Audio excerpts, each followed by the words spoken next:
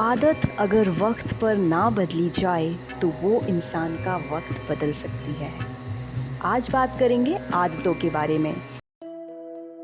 जी हाँ, आदत इंसान को बदल कर रख देती है। आदत अच्छी तो नसीब अच्छा, करियर अच्छा, ज़िंदगी अच्छी और आगे आने वाला कल अच्छा। तो आज की चर्चा इसी बात पर कि हमारी आदतें कितनी पावरफुल हो सकती हैं, कि हमारा फ्यूचर बदल सकती हैं। अब वो अच्छा होगा या बुरा, ये हमारी कैसी हैबिट है इस पर डिपेंड करता है। और कहते हैं ना कि अगर किसी बात को अच्छे से समझना है तो किसी एक्सपर्ट से या फिर कुछ अच्छी बुक्स को कंसल्ट करो। यहाँ पर आदतों की पावर को समझने के लिए चार्ल्स डुहिग की लिखी किताब से कुछ और बेहतर हो ही नहीं सकता। चार्ल्स एक अमेरिकन बोर्न ऑथर और एक award winning New York times business reporter हैं।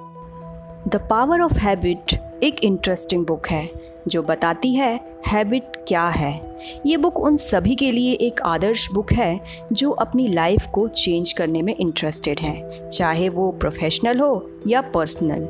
ये बुक आपके लिए यूज़फुल साबित हो सकती है।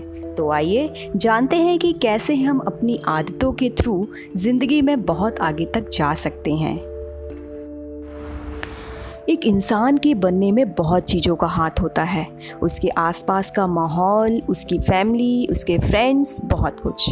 हमारी लाइफ में ऐसी बहुत सारी आदतें हैं जिनसे हम जान सकते हैं कि कौन सी आदत हमें किस ओर ले जा रही है। देखिए, 100% गारंटी तो किसी भी चीज़ की नहीं है, पर हाँ, मैं ये जानती हूँ कि अगर आप किसी इंसान की आदत को जान लें, और किसी और के बारे में क्यों जानें, अगर हम अपनी खुद की आदतों को ऑब्ज़र्व करें तो हम ये जान सकते हैं कि आज से 2 साल बाद या 5 साल बाद या ज़िंदगी में किसी एक मुकाम पर हम कब पहुँचेंगे, या फिर पहुँचेंगे भी या नहीं पहुँचेंगे। और अगर हमें किसी मुकाम पर पहुंचना है, हमारी कोई मंजिल है, तो हमारी कौन सी ऐसी आदत है जो हमें उस मंजिल तक ले जा सकती है। बस इसी अहम मुद्दे को एड्रेस करती है ये किताब, जिसका नाम है द पावर ऑफ हैबिट।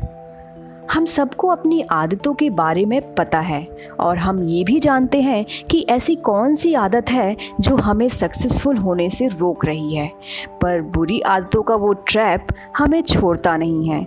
हम जानते हैं कि ये गलत है। ऐसा नहीं है कि वो लोग जो उन आदतों में फंसे होते हैं वो कोशिश नहीं करते, वो कोशिश करते हैं उनसे छूटने की, पर धीरे धीरे वो उन्हें एक्सेप्ट कर लेते हैं कि ये आदत मुझसे नहीं छूटेगी। पर ये किताब इसी बारे में बात करती है और बहुत स्ट्रांगली ये बात कहती है कि कोई भी आदत बदली जा सकती है। मान लीजिए रोज़ सुबह उठकर आपको सोचना पड़े कि अब क्या करूं, ब्रश में टूथपेस्ट लगाऊं या नहीं लगाऊं, ब्रश के बाद मुंह धोना चाहिए या नहीं धोना चाहिए। अगर इतना कुछ डेली हम सोचने में लगा दें तो हमारा कितना वक्त जाएगा और हमारा दिमाग पागल हो जाएगा। कुछ चीज़ों का आदत हो जाना हमारे लिए फ़ायदेमंद है ताकि हमारा दिमाग कुछ नई चीज़ें सोच सके। आदत कैसे बनाई जाए, ये एक ऐसा सवाल है जिसका अगर जवाब हमें पता चल जाए तो हम आसानी से सफल हो सकते हैं। जी हाँ, अगर सवाल पता हो तो जवाब तो ढूंढा ही जा सकता है।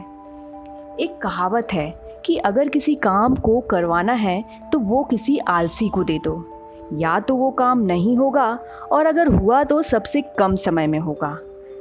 साइंटिस्ट ने रिसर्च में ये देखा है कि जब भी हम कोई काम करते हैं तो हमारा दिमाग सबसे कम मेहनत वाला तरीका ढूंढ रहा होता है।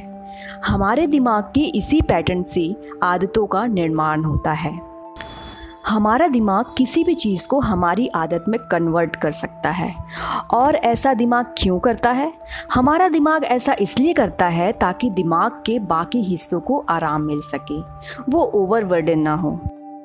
अब देखिए, अगर हमने कोई चीज़ सीख ली है तो वो हमारी आदत का हिस्सा हो जाती है और उसके लिए हमें उसे दोबारा सीखने की ज़रूरत नहीं होती, सिर्फ ध्यान देने की ज़रूरत होती है, जिससे हमारा ब्रेन फ्री रहता है। और हमारे दिमाग की इसी आदत की वजह से हम इंसान दिन प्रतिदिन तरक्की करते जा रहे हैं। हमने सुई से लेकर जहाज़ तक बना डाला है और हर दिन कुछ नया खोजते जा रहे हैं। लेकिन जहाँ पर दिमाग की इसी आदत के फ़ायदे हैं, वहीं पर नुकसान भी हैं। जैसे कि अगर हमारा दिमाग पूरी तरह से अलर्ट ना हो और आदतों से ही चलता रहे तो मान लीजिए हमें सड़क पार करनी है तो हम सड़क पार नहीं कर पाएंगे और एक्सीडेंट होने के चांसेस पूरे हैं। तो ऐसे हादसों से बचने के लिए हमारे दिमाग ने एक दूसरी टेक्निक डेवलप की है जो ये समझ सके कि दिमाग को कब काम शुरू करना है। आपने ध्यान दिया होगा जब आप सड़क क्रॉस करते हैं तो आप रुकते हैं, फिर चलते हैं, फिर कुछ सोचते हैं और फिर चलते हैं। और उस समय हमारा दिमाग उन छोटे छोटे पॉजेस में खुद डिसाइड करता है कि कब क्या करना है। तो ऐसे में वो आदतों को फॉलो नहीं करता। तो इसका मतलब ये है कि हमारा दिमाग जब ज़रूरत हो तब आदतों को फॉलो करता है। ये हमारी अलर्टनेस का ही नतीजा है जो हमारे दिमाग ने हमें दिया है। और ऐसी सिचुएशन में हमारा दिमाग स्विच ऑन स्विच ऑफ करने की सहूलियत भी हमें देता है। इससे एक बात बहुत क्लियर समझ आती है कि जब भी कोई आदत बनती है और हमारा दिमाग उसे इस्तेमाल करता है तो जब कोई डिसीज़न लेना होता है उस वक्त दिमाग पूरी तरह से शामिल नहीं होता।